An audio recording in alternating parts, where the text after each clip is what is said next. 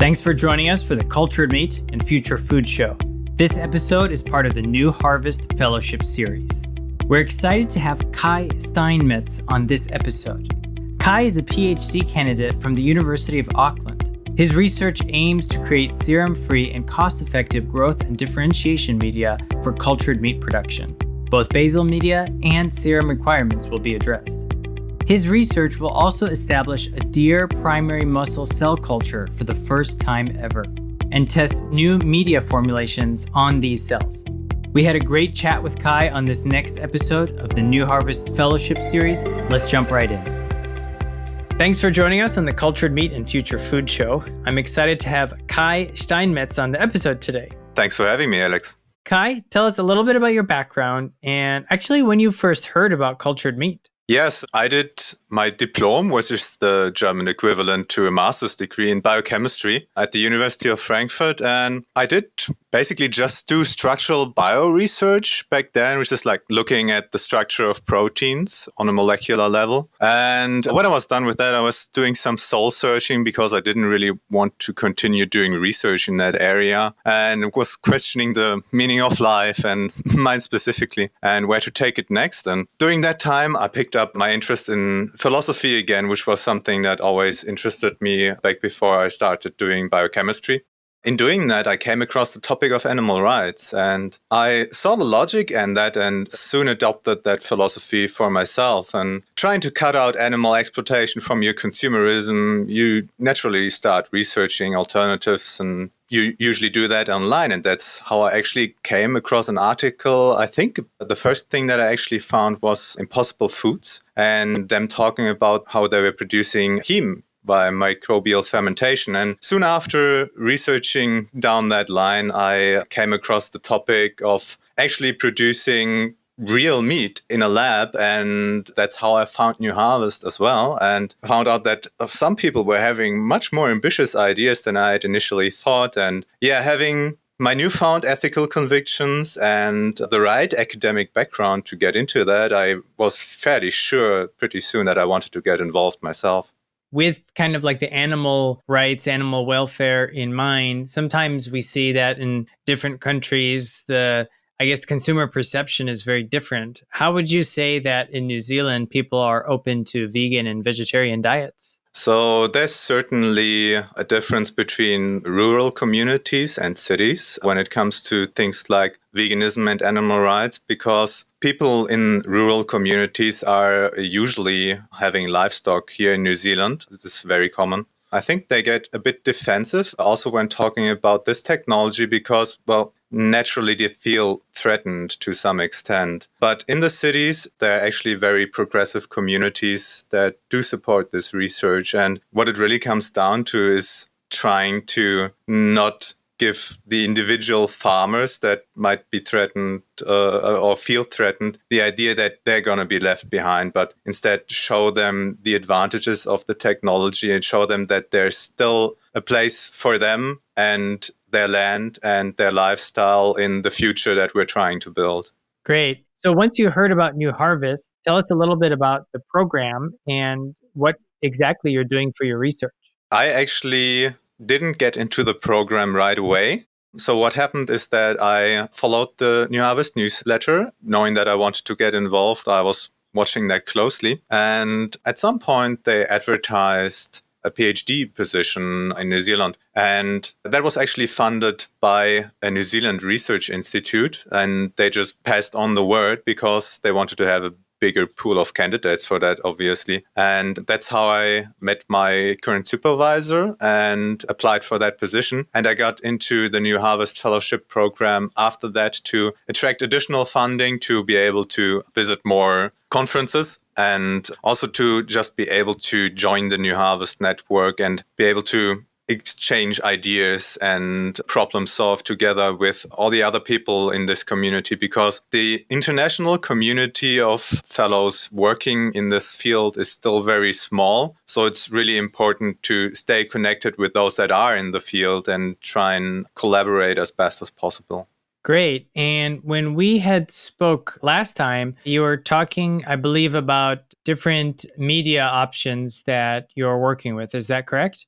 Yeah, so when we're looking at serum-free media, we can really split those into two groups. So there are chemically defined media and undefined media. And in the chemically defined media, you know all the individual constituents and their concentrations. And in the undefined, well, you don't. And you can further split these into animal product free media, the undefined media, or just serum free. So you might have other animal products in there, or protein free, which is important if you want further downstream processing, purify something like recombinant proteins. When it comes to trying to replace serum in a media and build a serum-free medium, you really need to think about why you want to eliminate serum. And just to give you a few examples of what that might look like, for stem cell therapies, people have been trying to get animal component-free media because they wanted a xeno-free medium, which is something that doesn't have any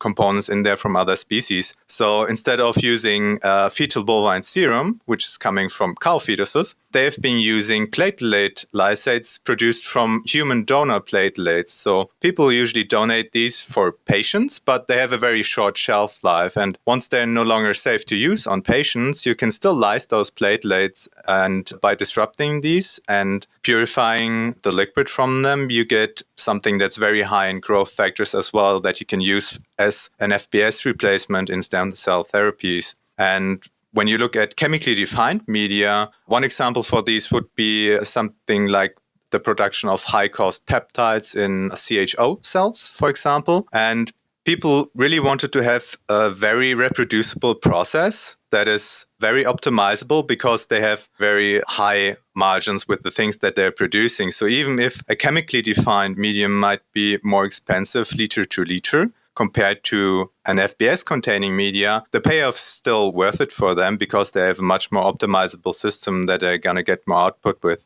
And when we're looking at meat production, we obviously want to get down the cost, but we also want to get rid of animal-derived components for ethical reasons. And a defined and optimizable process would be nice, but it's very hard to get something like that when you're not even looking at a defined cell line or type even. People have been using primary cell preparations from all sorts of species. You would expect them to have different perfect solutions. So I think what people will be looking at is getting the most undefined media that they can get away with while going as defined as they need to. And this ties in with what I said about trying to get farmers on board as well, because when I picked up my research, I actually thought that it would be beneficial to see if there is some application of agricultural byproducts that are produced in agriculture right now as replacements for media components. So we can push down the cost by having something that's not very well defined, but still workable, and allow this process to become more economically viable that way, and going only as defined as we have to with other constituents, like example growth factors. But obviously, to know how defined you have to go, you actually need a defined medium as well. So I'm working on both of these things. So I've been testing byproducts from agriculture for the application in these processes, as well as I'm looking at defined media. And for your research, are you looking at applications outside of cell cultured meat as well? No, I'm only focusing on cell cultured meat right now. I see. Okay. And over the long term, is it true that even though these applications are for cell cultured meat, they could also be applicable to other industries or other types of research as well? Absolutely. It's always the case that when you're having research in one area that you have cross-pollination, so to say, with other research areas. So there's a lot of lab over with especially tissue engineering that's happening. So whenever we're looking at how can we make muscle grow in a lab, which is basically what meat is, this is something that is of interest to people who want to grow muscle for other applications rather than eating it, of course. Absolutely. And so when we hear about startups that are going into pilot scale production, that seems to be quite a bit of a theme for 2020. What type of solutions do you think that these startups have resorted to when it comes to their growth factors? Have they cracked the code for media at this pilot scale level?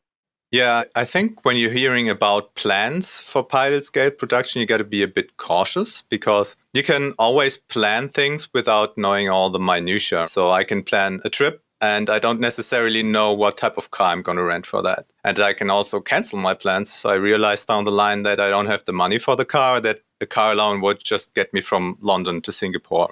But I'm of no doubt that people have found workable solutions for the type of cells that they're working with. But as I said before, I'm not really sure there's going to be the code for cell culture media. I'm more of the opinion that there's going to be various different solutions for the different cell types people are looking in. And also these will need to adapt to the mode of production as well. So when you're trying to grow something on a lab scale, it might have very different media compositions than what you might be looking at for stirred tank production in a bioreactor, for example. I do love that analogy. And I wish maybe some investors would think about that as well, because you might be planning a trip where you might rent a car when really all you can get around with is a bicycle. So Yeah.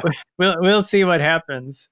I want to ask you about the different phases of your research. How long is your program and what are kind of like the milestones you're planning to reach, if you could even look at it that way? The program is for 3 years funded, and I have another additional year that I might be taking for completion if I'm not finished in time. But obviously, COVID has changed plans because when you're not allowed to get out the house, it's really hard to do lab work. You can always write things, but yeah, it's very hard to make progress at some point when lockdowns persist. I might be looking at getting an extension for that as well. So obviously, the first milestone I would like to accomplish soon is having my literature review published, so people have something that summarizes the current research on serum-free media for muscle stem cell production. And yeah, next big milestone that I'm actually wanting to do is finalize and also at some point obviously publish a defined medium for muscle cells, the type of cells that I'm working with. So I'm looking forward to that. Cool. And are there any other graduates that, or I guess PhD candidates or researchers that are in your program also working on cell cultured meat? You mean at the University of Auckland right now? Yeah, we have one master student who's been working alongside me, Vicky Andreessen. She's been looking at lamb cells and also at scaffolding. We wanted to have another PhD start here, but with the very harsh travel restrictions that New Zealand has right now, it's been really difficult for her to get started. But there's recently been a program that allowed 250 PhD and master students to enter New Zealand, and we're hoping she gets into that. Cool. Yeah. And Vicky is awesome. So that's very cool that you're working with her. She is.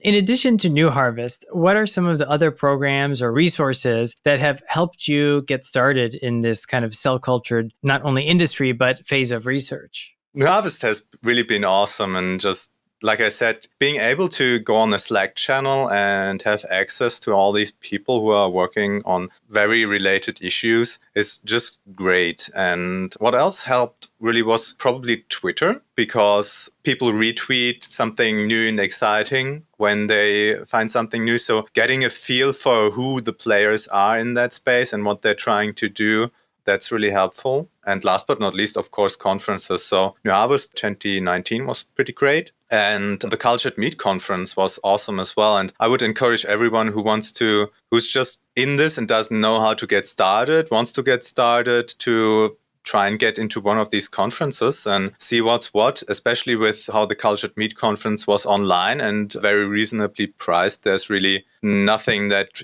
prohibits anyone from going there and making connections with people and trying to figure out where they might fit in this space. Cool. You mean the Cultured Meat Symposium? Oh, yeah. Oh, yeah. And were you able to chat with a lot of people while you were there? So I got to chat with a few people, but I had some issues with time zones. So hard to join talks when I start at like 5 a.m. That's not usually when I'm up for that.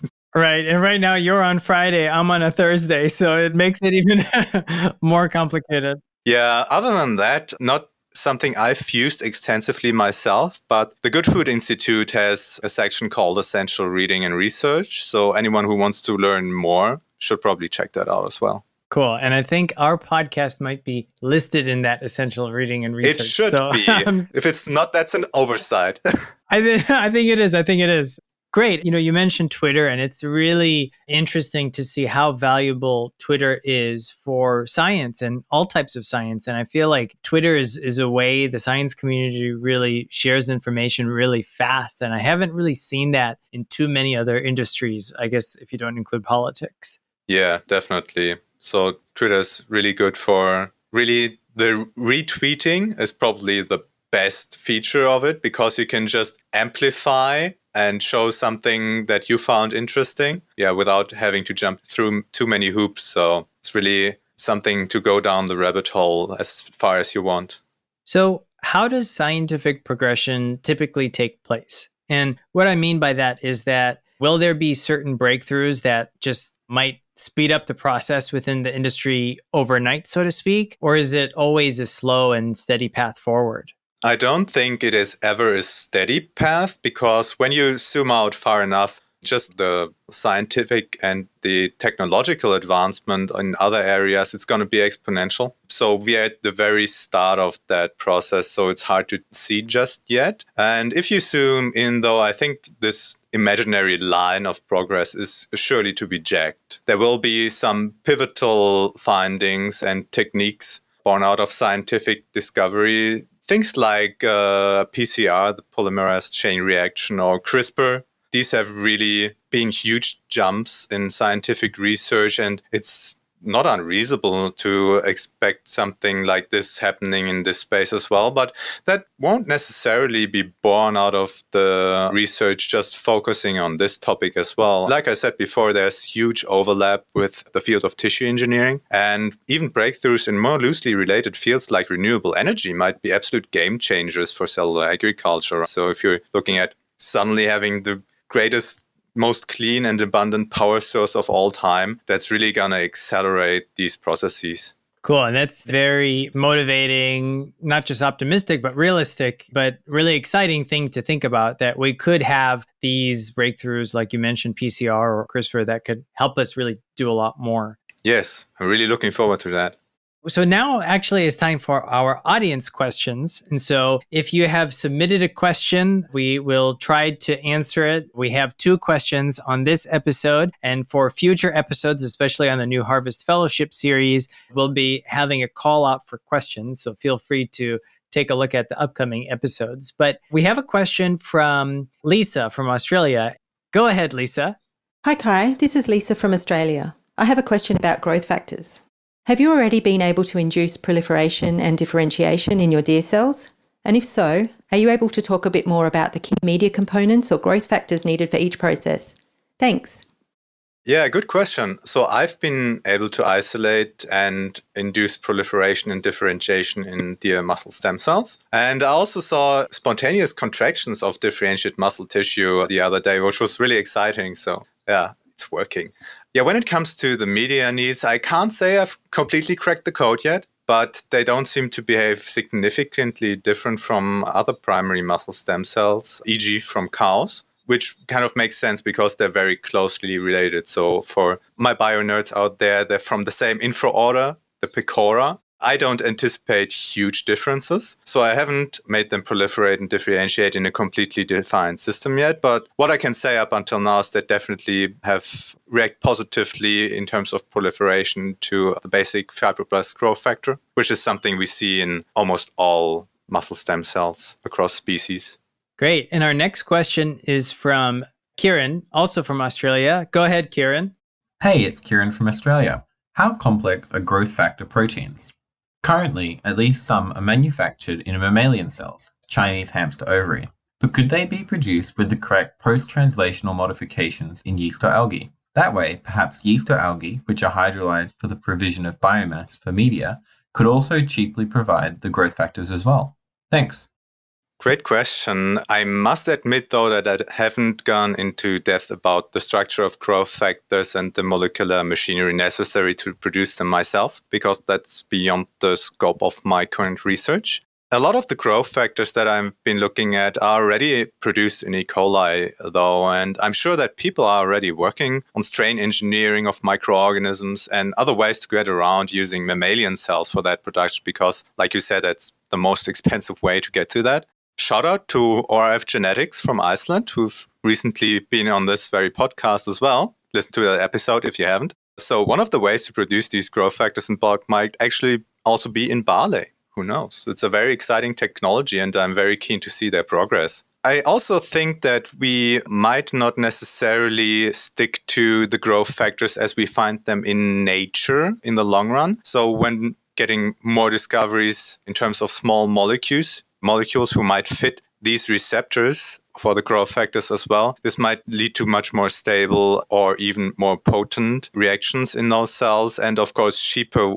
ways to drive these desired signaling pathways. The solution of the future might not necessarily be the same complex growth factors that we're looking at right now. Who you might be wanting to talk to about this is Cameron Semper. He's also a New Harvest Fellow, and he's actually looking at producing fish growth factors in E. coli for serum-free production of fish meat. So maybe someone to have on the podcast next.